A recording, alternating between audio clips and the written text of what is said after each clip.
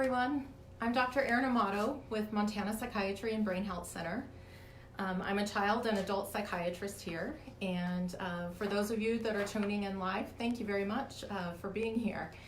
And today, what I'm hoping to talk to you about are some tips to help deal with technology burnout and speculation fatigue that a lot of people, I think, are starting to experience. And I know that because in talking to a lot of my colleagues who have had to switch over to tech solutions like so many of us have in the past few weeks, it seems like this is the week where it's really starting to hit people in terms of a level of frustration or irritation with some of the challenges that come with using technology. So I know we're not alone in this. I know a lot of people out there are having to find ways to adapt to working from home, and that comes with a lot of challenges. Home doesn't always provide physical environments that are real conducive to doing great work, so I know a lot of people out there that are doing work from their closets, from their kitchen tables. Hi, Christina. But yeah, so people are having to get creative, and this is while family life is often going on in the background. So many of you may be getting used to having some of your coworkers' children coming into the frame when you're trying to do teleconferences. And if any of you have seen that old video of a reporter on the BBC who was reporting from home, and his children came into the background and his wife scrambled in to hurry the children out, it feels like we've all become BBC guy at this point if we're working from home. You know, another thing that's really changed for people, I think, is the standards we have in terms of how we show up for our telepsychiatry work or our teleconferencing work. So I know a lot of people out there maybe aren't feeling like they have to shave the way they normally would for guys. Pants may be optional or at least more casual.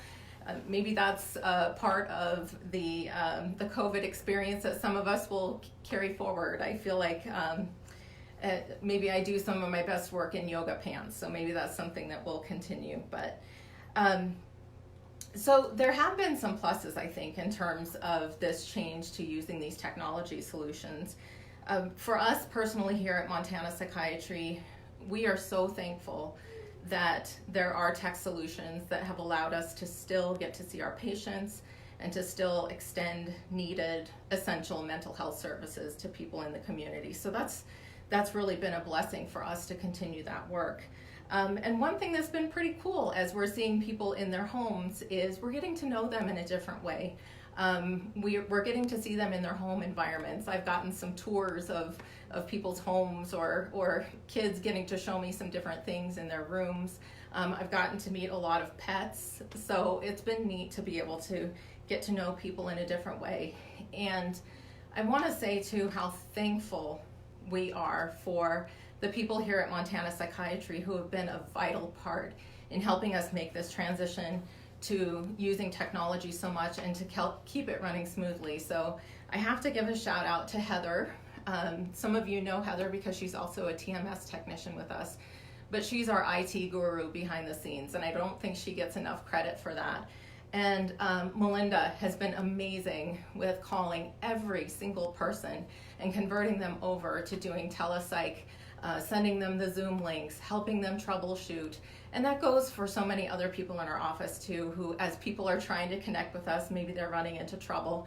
And so we've had just many of our staff stepping in, picking up the phones, helping people with making that connection. So we're so grateful that that has happened. But I want to say too, we really miss seeing our patients in person.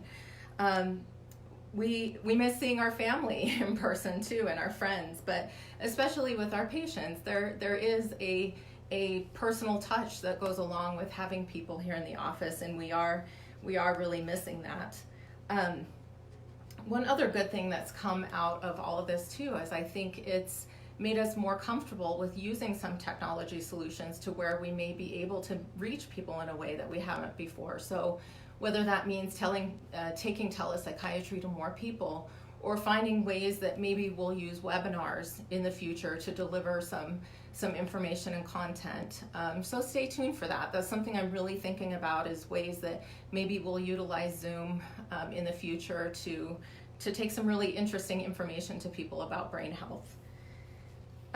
But let's talk about some of the other problems. I've mentioned some of those, but technology doesn't always go according to plan. Wouldn't you say that that's right?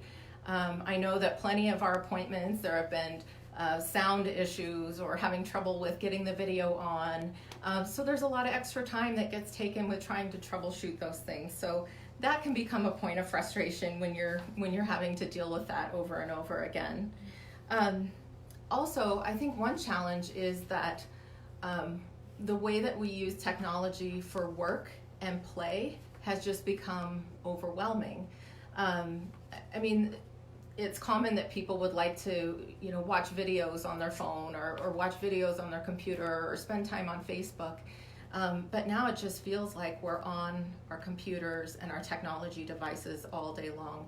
And I'm not just speaking for us here at Montana Psychiatry. I know it goes for other people who are now working from home, but also for kids.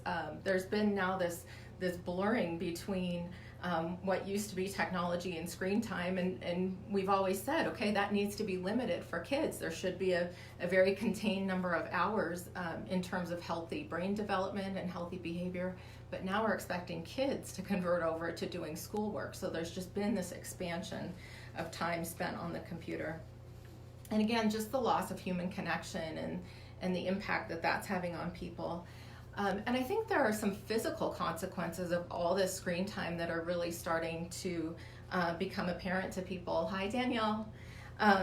One thing is inactivity.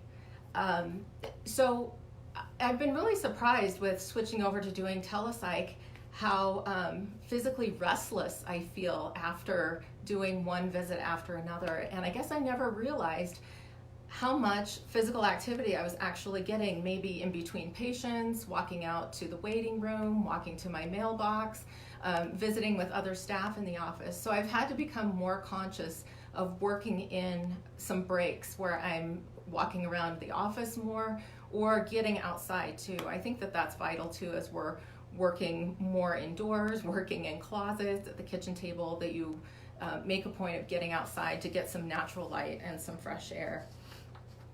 You really need to take some stretching breaks too. I think that that's part of helping our minds stay physically engaged, as if we're getting some physical activity. I think a lot of people are starting to struggle too with eye strain and just the fatigue of looking at a screen all day. So taking breaks again is vital. Another thing I'm hearing a lot too is about sleep issues that people are having. Now, I think there's a variety of reasons why people are having some sleep problems. I actually saw an article this week about how a lot of people are reporting having pandemic dreams. So having bad dreams or nightmares that are centered around themes that aren't necessarily about COVID, but just about bad things happening to themselves or to their family. So I think that comes from just the fears that people have about the coronavirus, but also just the fears in general of looking at the big changes that have happened in the world. And so maybe the solution to that could be taking some breaks from the news or from all of the negative content that's out there. But when we talk about having a tremendous amount of screen time, that can really have an impact on the quality of sleep. I think what's also happening is for a lot of people, one day is blurring into the next. I think especially for kids can't tell what day it is because there's been this loss of structure and routine. Hi, Brittany.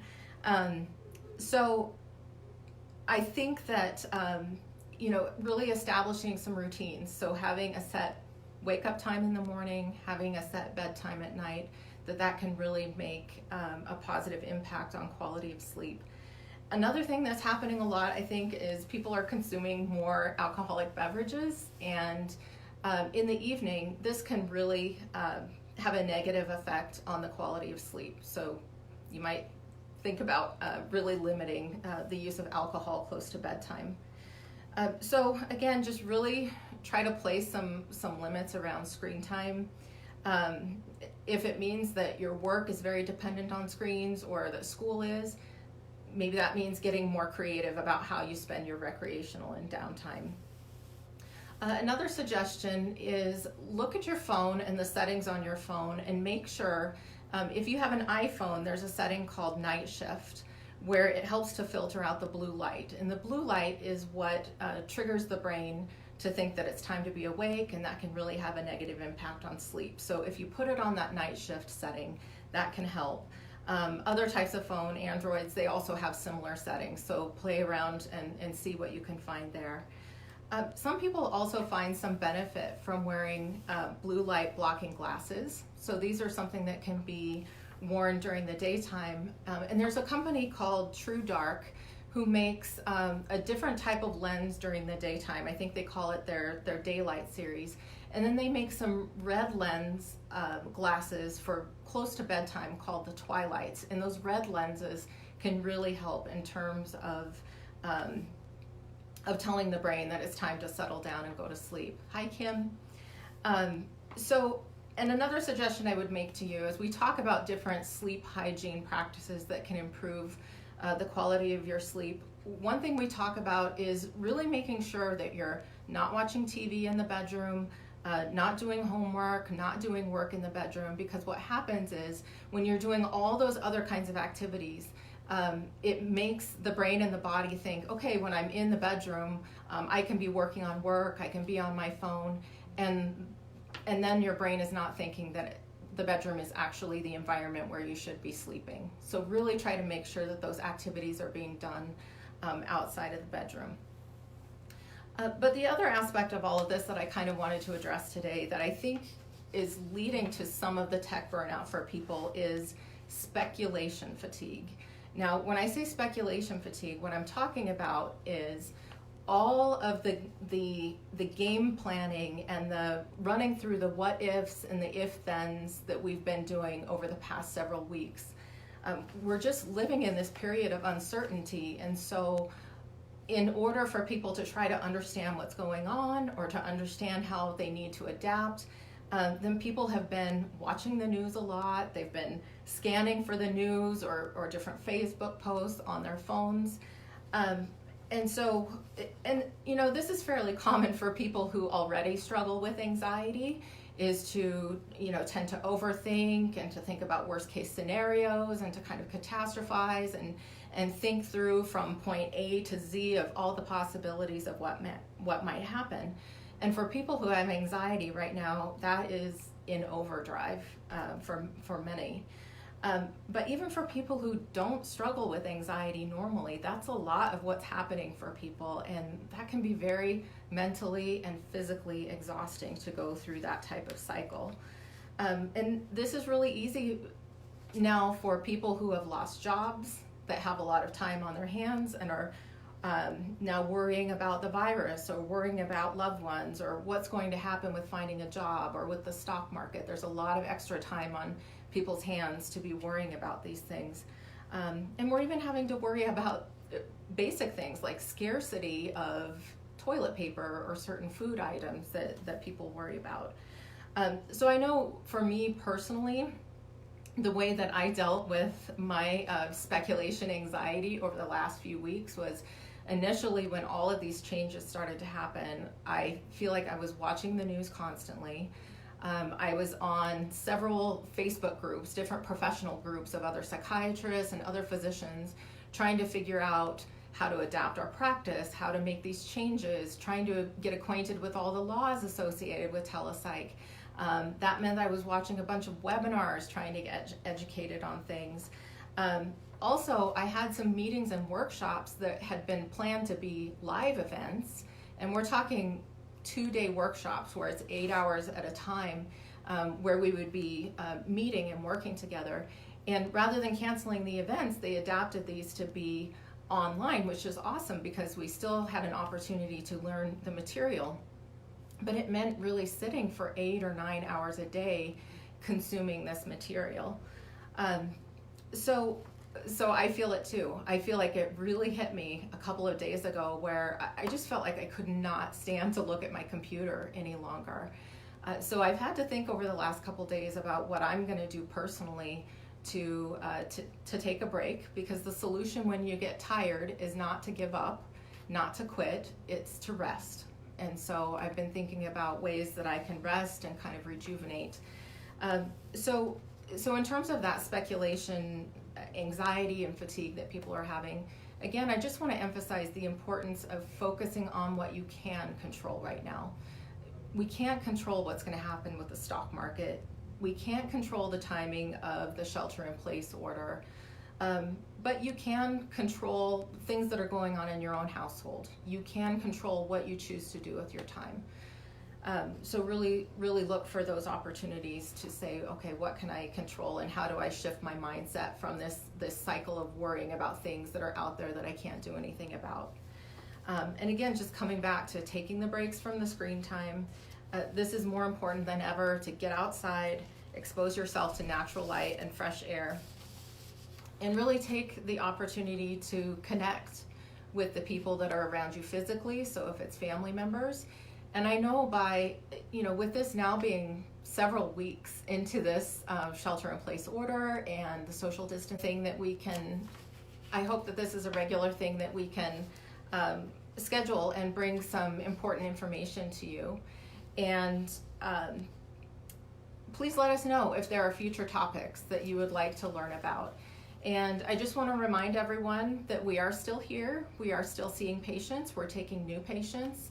And it's more important than ever to think about how essential mental health is, because when a big event happens like this that really changes normal life, after the shock of those initial changes, that's when people really start to struggle more with anxiety, depression, sometimes even suicidal thoughts. So please reach out for help if you find yourself struggling.